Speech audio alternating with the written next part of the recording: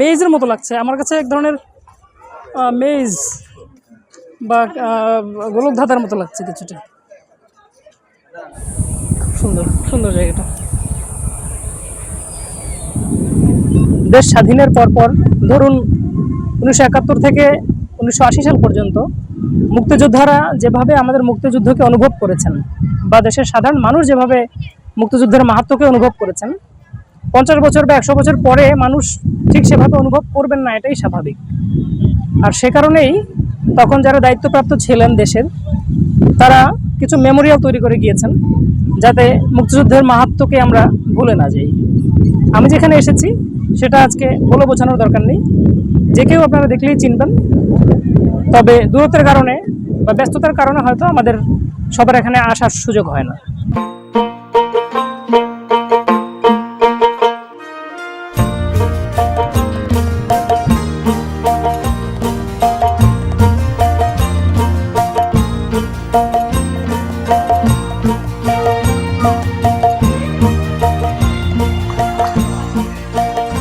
প্রচুর মানুষ এখানে। আমি এজন্য একটু বিকেল হবার আগেই দুপুরেই চলে এসেছিলাম।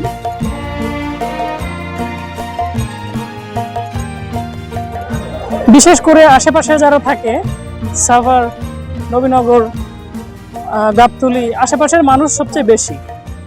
ঢাকা থেকেও মানুষ ঘুরতে আসেন, বিভিন্ন জায়গা থেকেই আসেন। তবে আমার যেটা মনে হলো যে আশেপাশের মানুষই এখানে বেশি ঘুরতে আসেন। স্মৃতিসৌধের পুরো এরিয়াটা অনেক বড়, অনেক বড়। আমি চেষ্টা করব যতটা সম্ভব ঘুরে দেখানোর জন্য।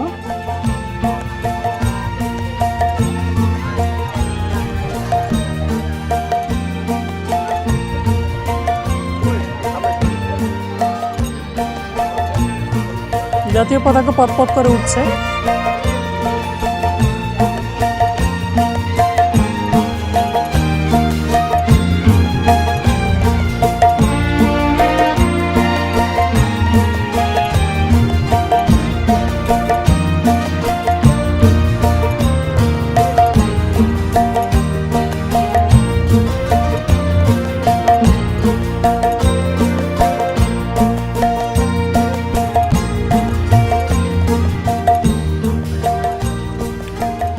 আকাশ খুব মেঘলা, শুধু আজকে না, প্রায় মাসখানেক যাবতই আমার মনে হচ্ছে আকাশ প্রায় পুরোটা সময় মেঘলা থাকে।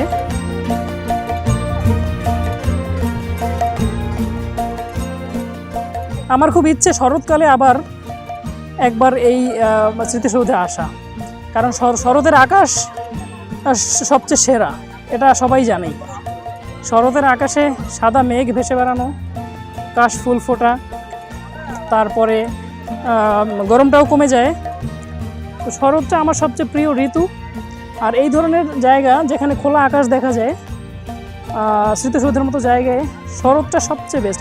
আপনারা যদি ঘুরতে আসতে চান শরতে আসতে পারেন, তখন গরমটা একটু কমে।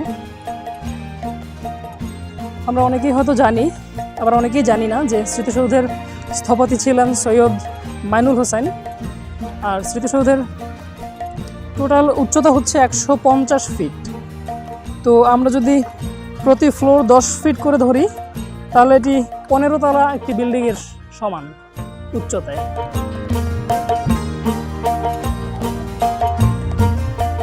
একদম স্মৃতিসৌধের পাদদেশের নিচে আমি চলে যাওয়ার চেষ্টা করব। স্মৃতিসৌধ নির্মাণ করতে মোট 4 বছর লেগেছিল।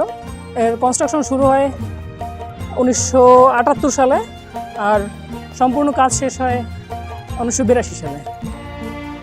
আরও একটি চমৎকার তথ্য হলো, এই কনস্ট্রাকশনের মূল দায়িত্বে ছিল কনকর্ড গ্রুপ।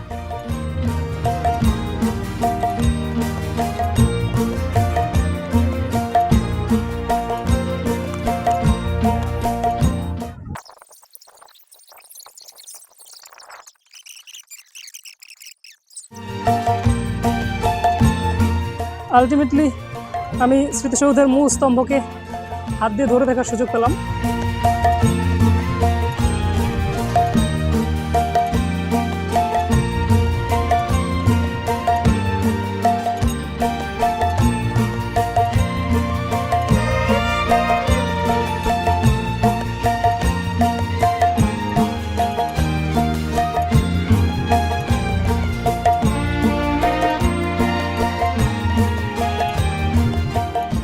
একদম স্মৃতিসৌধের ভেতরে চলে এসেছি, মূল স্মৃতিসৌধের ভেতরে।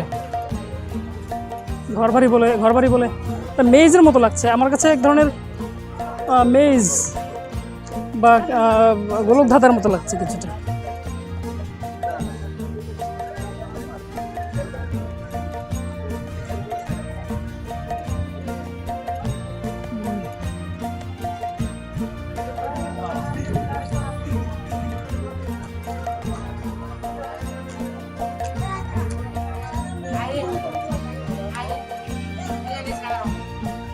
আমরা মেজ থেকে বের হয়ে গেলাম।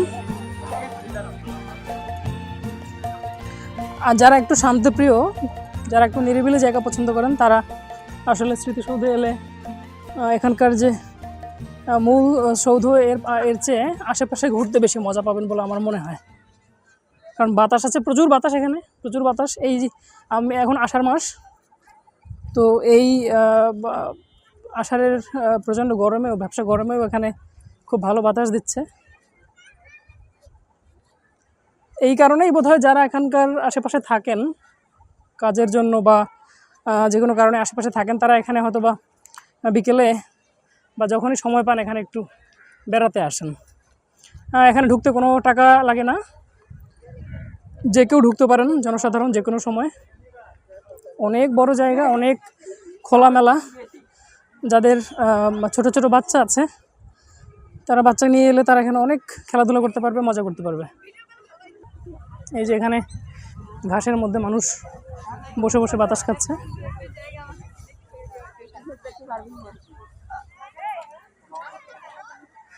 খুব সুন্দর জায়গা, ঘোরার জন্য চমৎকার।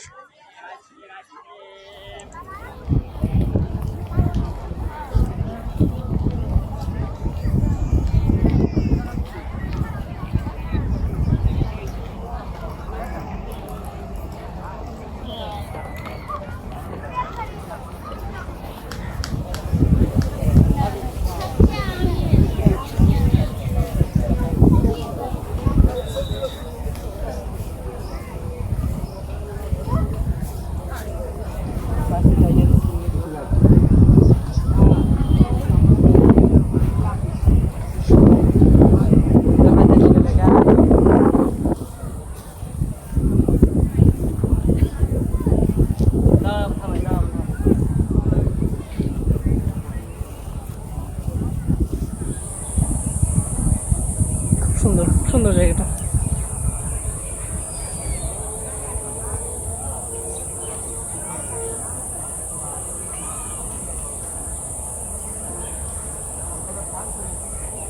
খুবই সুন্দর।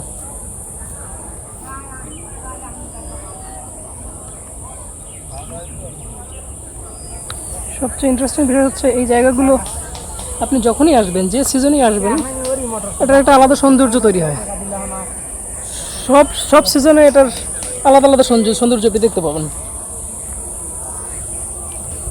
আমরা এখন দাঁড়িয়ে আছি স্মৃতিসৌধের মূল স্তম্ভের একদম পেছনে, ঠিক পেছনে। এটা হচ্ছে পেছনের ভিউ স্মৃতিসৌধের।